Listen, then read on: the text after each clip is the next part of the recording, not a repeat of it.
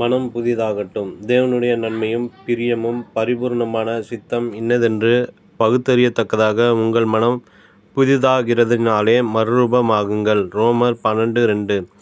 நாட்கள் புதிதாக வேண்டுமென்று நாம் ஜெபிப்பதுடன் நம்முடைய மனம் புதிதாக வேண்டுமென்று நாம் ஜெபிக்க வேண்டும். மனம் புதிதானால் மாத்திரமே நம் வாழ்க்கை முழுதும் மகிழ்ச்சியானதாகவும் மறுரூபமானதாகவும் இருக்கும்.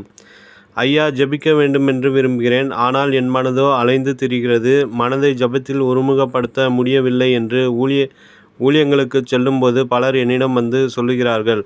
இன்னும் சிலர், வேதத்தை வாசித்து தியானிக்க விரும்புகிறேன், ஆனால் என் மனதில் அதை குறித்து ஒரு நாட்டம் இல்லை. வேதத்தை கையில் எடுத்தவுடன் தூக்கம் வந்துவிடுகிறது என்கிறார்கள். இன்னும் சிலருடைய மனம் உலக பொருட்களின் மேலும் உலக இச்சைகளின் மேலும் அலைமோதி கிடக்கிறது.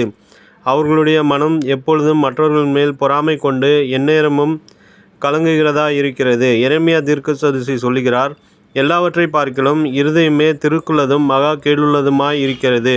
எரேமியா 17:9. தேவ பிள்ளைகளே, இன்று கர்த்தரை நோக்கி பார்த்து, என்னுடைய மனதை புதிதாக்கும் ஆண்டவரே என்று மன்றாடுவீர்களா?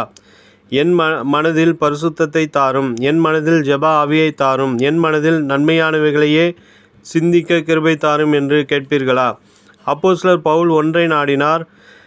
கிறிஸ்து இயேசுவிலிருந்த சிந்தையே தன் மனதில் இருக்க வேண்டும் என்பதே அது அவர் நாடியது.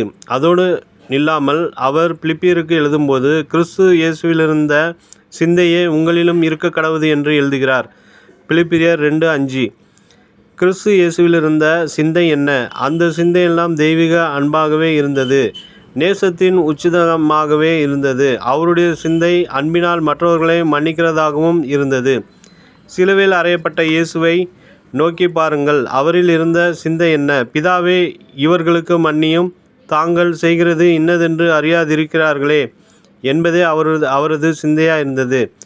அவரில் எத்தனை கரிசனை பாருங்கள், எத்தனை அன்பு பாருங்கள்.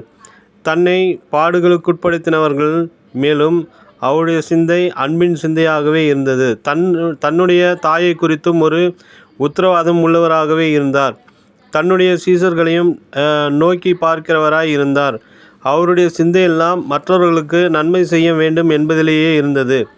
தேவ பிள்ளைகளே, உங்கள் இருதயம் மறுரூபமாக்கப்பட்டிருக்கும் என்றால் உங்களுடைய சிந்தை கிறிஸ்து இயேசுவிலுள்ள சிந்தையாகவே இருக்கும். நினைவிற்கு, மெய்யான நீதியிலும் பரிசுத்தத்திலும் தேவனுடைய சாயலாக சிருஷ்டிக்கப்பட்ட புதிய மனுஷனை தரித்து கொள்ளுங்கள். எபேசியர் 4:24.